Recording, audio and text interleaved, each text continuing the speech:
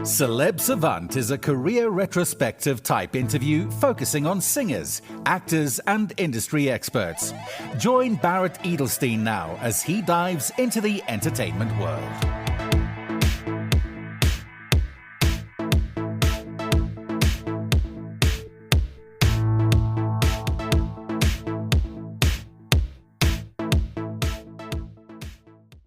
British Blue Lab Beats consists of groundbreaking producer NKOK and the formidable multi-instrumentalist Mr. DM. They are one of the fastest rising production duos in the world right now. The pair seamlessly fuse jazz, hip-hop, Afrobeats, soul and electronica genres whilst representing a talented generation of musicians coming out of the United Kingdom. The young friends started out as bedroom producers, remixing tracks for A-listers such as Dua Lipa and Rag & Bone Man. Fully immersed in their art, they grew into something more potent, crafting a supple, wide-ranging sound inspired by pioneers of jazz and hip-hop and the music of African diaspora whilst staying true to their London roots. The duo won a Grammy in 2023 for their production on Angelique Kidjo's track Fired Up on her Mother Nature LP, which won Best Global Music Album. With over 84 million streams to date, Blue Lab Beats won the Jazz FM Innovation Award in 2022 and have 2 MOBO nominations under their belt. Up next on Celeb Savant, we've got Blue Lab Beats. Where in the world are you and how are you doing? Yo, thank you for having us. Yeah, so we're both North London, Northwest London boys, really. So yeah. Namali first. At what age, whether it was a child or teenager, did you think, cool, you want to be in this creative, this music world? How did you meet with David? And then how did the band come to be? So your journey in the creative world. So my parents were always like into music, you know, my dad being a music producer and then my mum being a DJ, you know, and jeweler as well. And like from age 13, well, age 12, 13, I was like, I really want to get into production. And then at that same time, that's then when I met David at a place called Weekend Arts College, which is like a youth center. They did very cheap classes for music production, acting, like all of that, all of those arts basically. And people like Daniel Kaluuya, who was from Get Out, also went there as well. So yeah, it was a really creative place. And then, so what were the next steps? So you guys met there, and then how did those teenagers transition into it becoming a career and a successful career? Well, I mean, for me and David, it was just us, just kept on working together. It's been like basically 12 years now, you know, really. So, and, you know, it's just us, like, we're now like making our 5th studio album, you know, in the process of that. And yeah, just that stuff really. And then like us winning Grammy with Angelique Kidjo 2 years ago and stuff like that. So David, anything adding to Namali's story from your side? Yeah, on my side, I made the executive decision to make a living off music at the age of 16. So by the time I was 17, I was already studying BTEC music in college. I was also attending Weekend Arts College as well, where I met NK. And I was also attending this organization called Tomorrow's Warriors that's based in London. And Tomorrow's Warriors, that's an organization that's been going on since 1991. And it's been helping young people, especially Black and women musicians. That's completely free. And that's been run by 2 people called Gary Crosby and Janine Irons. And they've been helping young people who want to forge a career in music ever since. And yeah, and I met NK at Weekend Arts College, and we also both went to Tomorrow's Warriors, but at different times. And that's where we met the rest of the current heavyweights in the scene. People like Nabar Garcia, Joe Jones, Moses Boyd. I think Shabaka was there as well. I think Tom Mish has passed through as well. And like Ezra Collective and people from Steam Down and just various different generations of world-class talent. Yeah, we all met in a basement downstairs at the South Bank Centre in Waterloo. That's like Southish London. When it comes to like music events and like jam sessions that have happened in London, like they usually take place in East or South London. Okay. And sometimes people get confused. They think we're South Londoners, but we're actually North Mhm. Londoners who like to go out and travel. You guys were working hard in all these various programs and learning and perfecting and becoming experts at your craft, understanding that you were working hard. When you guys won the Grammy, was it like, oh, wow, this is amazing. This is so exciting. It's not expected. It was surprising. Or it was like, okay, we've laid the foundations. We've worked hard. And it was just the next step. Uh, for us, really, we never, I mean, personally for me, I didn't think my music would ever get a Grammy kind of thing. I just did music for fun. That was always the foundation. And then like we get the nomination and I'm like, great, we've done something that I didn't think would ever happen, but I'm super grateful even just for that. And then I then see Angelique Kidjo just walking on stage and was like, all right, something beyond what I thought would ever happen has just happened right now. And I remember like calling all my mates, calling David, just being like, yo, we won. This is crazy. And then the day after we had like 999 notifications come on my phone. And then I turned my phone off that whole day because I was like, I just want to be around my people and that's it. And then a couple of days after that, I was slowly replying people, but I was still like, for that whole week, I just wanted my core family with me and extended family and that's it. Yeah. David, anything to add? Yeah, I remember like screaming on the phone when I found out.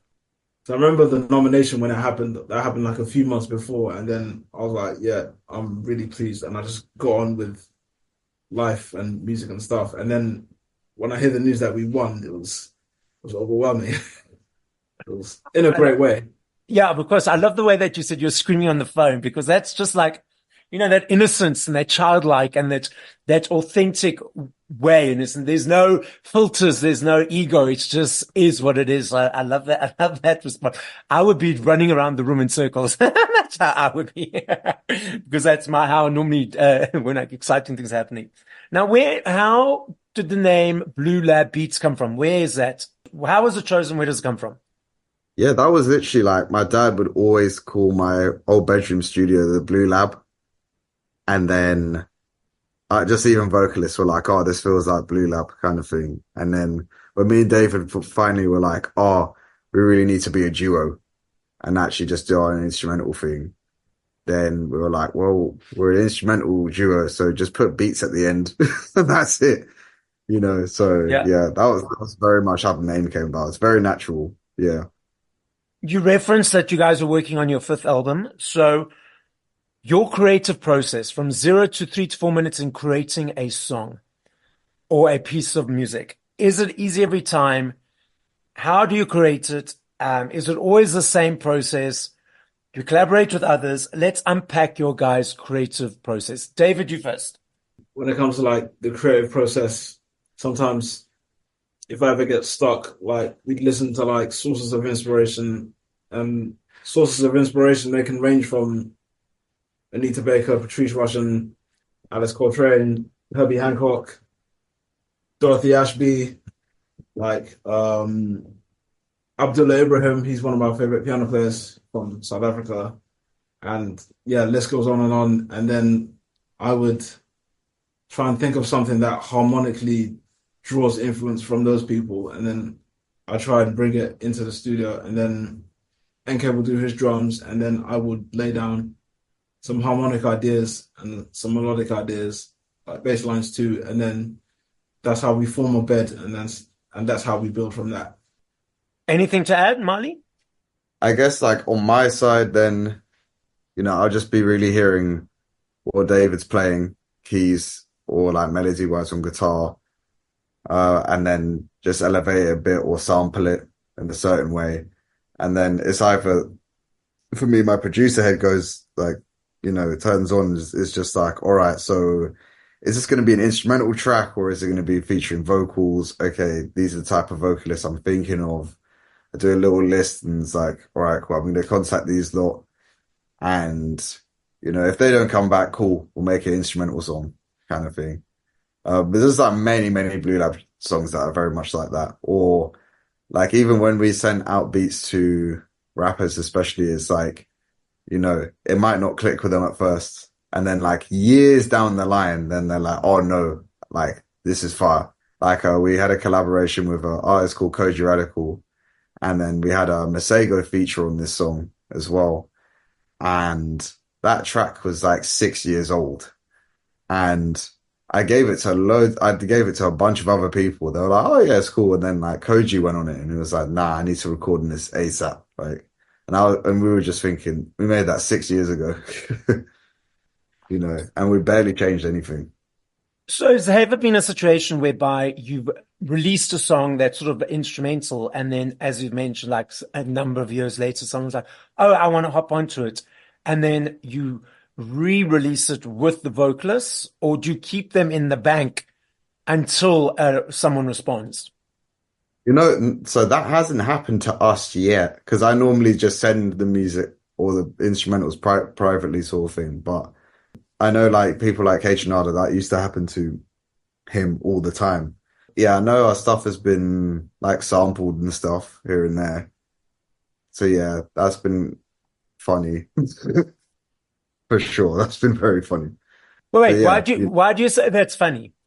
I mean, it's just like I'm on Bandcamp and then I hear like David's chords, and then I'm like, Money ain't going to last. Yeah. And I'm just like, all right, the discussion needs to be made now. So when sampling happens, do the people who sample you not necessarily reach out and ask for permission? They just do it.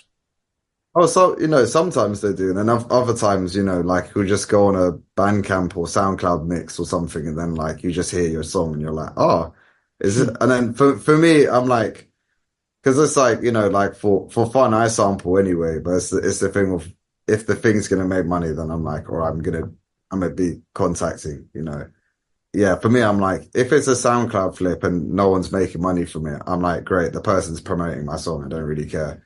When it's like, I see someone then is putting it on Bandcamp for sale, then I'm like, oh, okay, cool. We're gonna have a talk.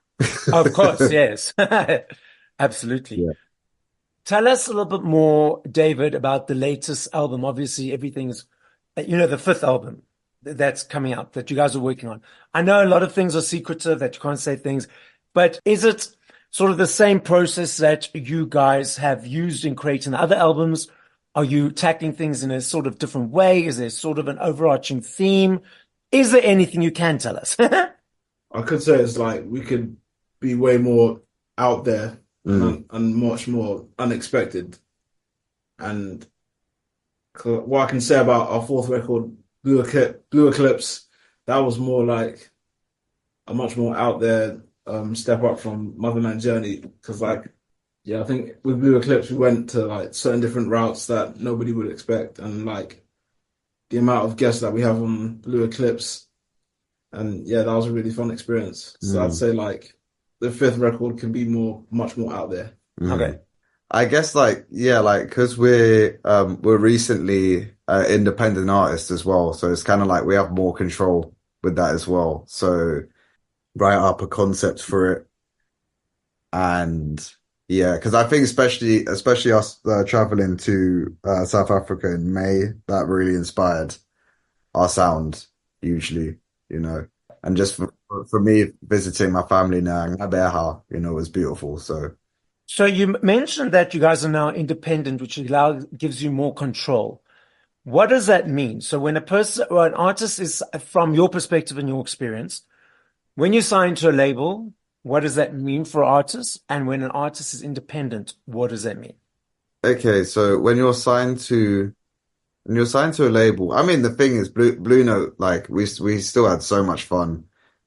I guess it's just the thing of with Universal, because it's such a big label, might have priorities in different other areas compared to like a Blue Note or a this kind of thing. So it's just kind of like for this next record, for me and David, we just feel like we want to be more in control. Okay. With decisions and stuff like that, really. The decision making was still beautiful with Blue Note. It's just for us, we're like, oh, we want it to be even more involved. Okay. In our own way. And would maybe, because you signed to a label and there's lots of other artists there, not saying better or worse, just slightly different in the sense that sometimes they're more priority. So it would take a little bit longer for you to get decisions from the label for you to move forward. And by being independent, it allows you to make quicker decisions so you could allow those things to move faster. Am I correct or not Yeah, necessarily? yeah, that's perfectly it. Yeah, yeah, Oh, very okay. much that. I love me a CD. I love the budget of it every month. For me, it's an energy exchange to say thank you to you guys for all the hard work that you do. I'm not sure if you're aware that CDs, vinyls, cassettes, even cassettes are a massive comeback. Last year alone in Yeah, the UK, 5.9 million vinyl sold, the biggest since 1990. You guys also have in the UK have a basket of goods that are gauged for exchange purposes, for tax purposes. And now because of the upsurge of CDs, CDs are back in that basket. And the research is showing that it's actually the younger kids, the teenagers and the early 20s that are diving into the physical world, not the older nostalgic people, because it's around that experience, that joy of receiving, the unpacking the booklet and the whole journey of that experience. And we also have these streaming platforms that people consume music on. So David, first, what are your observations of the industry at the moment? I think I actually like that CDs, especially cassettes, are coming back because yeah, it gives that degree of nostalgia. mm, I really like it, and obviously I respect the advancement of how technology is, how you can just go on iTunes, Spotify, and yeah, certain things work for different people. Some Mm. people like the old school ways. Some people like the new advanced kind of ways of accessing music. So it's balance of both. Namali, anything to add on that? well, I mean, like even down to visuals as well. Like I see people actually buying box TVs and playing PlayStation 2 on it. So Stormzy co-owns a venue in London, Okay. and in a few floors there's actually, well, no, in two of the floors, because it's 7 floors. It's quite crazy. There are like nostalgia, like N64 GameCube rooms that Okay. just specialize in that in the club. So the club's at the bottom, and then you go up to, and then literally you just see all of that. And I'm like, this is so funny just to witness this, you know. And yeah, like just seeing the vinyl comeback is just beautiful. I mean, like my mom was a DJ from '90s, so it's like Yeah. I have a very big like vinyl collection in this house. So Yeah. I still haven't gone through all of it, Oh, you wow. know. Wow, that's amazing. Yeah, yeah, it's like literally, it's like 2 walls of vinyl, Oh, literally. wow. That excites me is my CD collection is like a wall of CDs. So I know that joy of seeing all of that. So David, you first. I know if I had to ask you this question in 2 minutes, 10 years, I know your answer will be different every time. I recognize that. But in this moment, three artists that you have yet to collaborate with that you'd like to still collaborate that are on the bucket list. One would be Herbie Hancock. Yeah, that's definitely one of them. Like for what he's done for the industry and the amount of people that have like been inspired by him. He's practically like a father and inventor of like hip hop music, if you really think about it and go into retrospect. And Anita Baker, it's like a childhood hero for me. Hmm. I'd always been listening to, like Rapture like as a child. Stevie, like yeah. I mean, yeah, no one can deny what Stevie's done. Yeah. Okay, lovely. Namali, your three? Oof, Later Hathaway, and then Knowledge, the producer, and then Brandy. Yeah. Okay, interesting mix. So let's put it out there that potentially for the next album, all these artists will be there in one way or another. Another game that I love to play. I know if I had to ask you this question again in 5 minutes, 5 years, I know your answer will be different every time because there are millions of them. I'm not saying favorite. I'm saying top of mind. Now, it might be songs or it might just be artists. So 5 songs or 5 artists that you'd push play to once we finish this conversation. Namali, you first. Oh, 5 artists. Let me think. JID and his Hmm. like most recent album. I absolutely love that. I think for for nostalgia's sake, probably Mia Makeba. Mia Yes. Makeba. My dad played her all the time when I was younger. What else? He made me listen to my Twine all the time. What else? Yeah, Herbie Hancock, definitely for sure. Yeah. Stevie Wonder songs in Key of Life. Mad Villain, so MF Doom and Madlib. Oh, Yeah. okay. Cool. Lovely. David, your five. George Duke. So the album will be Brazilian Love Affair. Bernard Wright, the album will be Nod from 1981.